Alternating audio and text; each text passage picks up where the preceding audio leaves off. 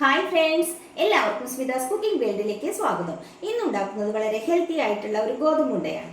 എങ്ങനെയാണ് തയ്യാറാക്കുന്നത് നോക്കാം. എന്നാൽ നമുക്ക് ഗോതമ്പുണ്ട ഉണ്ടാക്കാൻ തുടങ്ങാം കേട്ടോ.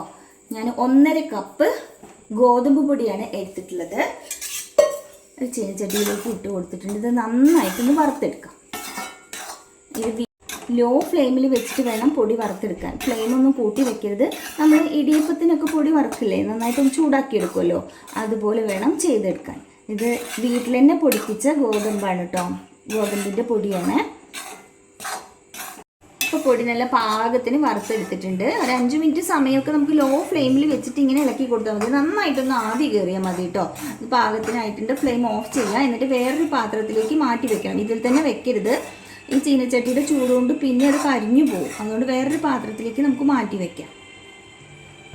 മധുരത്തിന് ആവശ്യമായിട്ടുള്ള ശർക്കരയൊന്ന് ഒരുക്കിയെടുക്കാം. ഞാൻ 2 അച്ച് വെല്ലമാണ് എടുത്തിട്ടുള്ളത്. അതിലേക്ക് ഒരു 1/4 ഗ്ലാസ് വെള്ളം കൂടി ഒഴിച്ചു കൊടുത്തിട്ടുണ്ട്.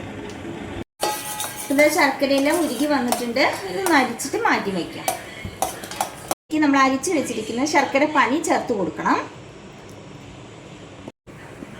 ഇതിലേക്ക് 1 മുറി നാളികേരം ചിരകിയത് നന്നായിട്ടൊന്ന് വരട്ടിയെടുക്കാം.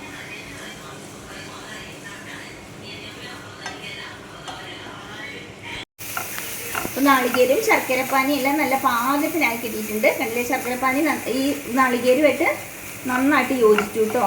അതിൽ പിടിച്ചു കഴിഞ്ഞു. ഈ സമയത്ത് നമുക്ക് ഒരു 1/4 ടീസ്പൂൺ ജീരകം പൊടിച്ചത്, ഒരു നുള്ള് ഏലക്കായ പൊടിച്ചത്.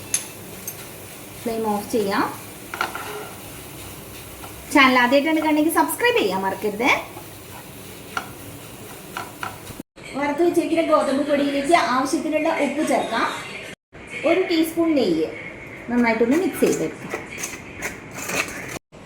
കുറേശ്ശെ വെള്ളം ഒഴിച്ചിട്ട് ചപ്പാത്തിക്ക് കുഴക്കുന്നത് പോലെ ഒന്ന് കുഴച്ചെടുക്കാം. മാവെല്ലാം പാകത്തിന് കുഴച്ചെടുത്തിട്ടുണ്ട്. കണ്ടില്ലേ, ഇതുപോലെ കുഴച്ചെടുക്കാം. എന്നിട്ട് കുറച്ച് മാവ് എടുത്തിട്ട് കയ്യിലൊന്നിങ്ങനെ ഉരുട്ടിയെടുക്കാം. കുറച്ച് കൂടുതലായിട്ട് തന്നെ എടുക്കാം കേട്ടോ. ഉരുട്ടിയതിന് ശേഷം ഒരു വെള്ളം വെച്ചിട്ട് ഇങ്ങനെ പരത്തി കൊടുക്കാം. കയ്യിൽ വെച്ചിട്ട് തന്നെ നമുക്കിങ്ങനെ ചെയ്തെടുക്കാം.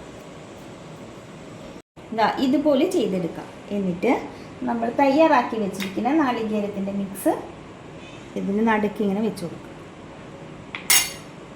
ഇങ്ങനെ പുറത്തേക്ക് വരാത്ത രീതിയിൽ ഇങ്ങനെ ഉരുട്ടിയെടുക്കാം. കണ്ടില്ലേ,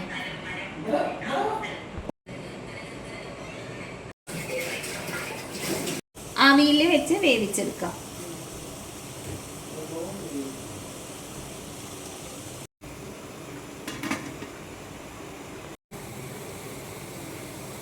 എല്ലാം പാകത്തിന് വെന്താണ് ഇരിക്കുന്നത്. വേറൊരു പാത്രത്തിലേക്ക് മാറ്റി വെക്കാം.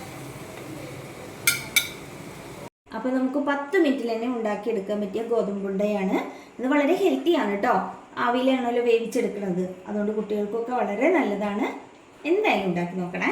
വീഡിയോ ഇഷ്ടമായാലും ലൈക്ക് ചെയ്യാനും ഷെയർ ചെയ്യാനും കമൻറ്റ് ചെയ്യാനും ഒന്നും മറക്കരുത്. താങ്ക്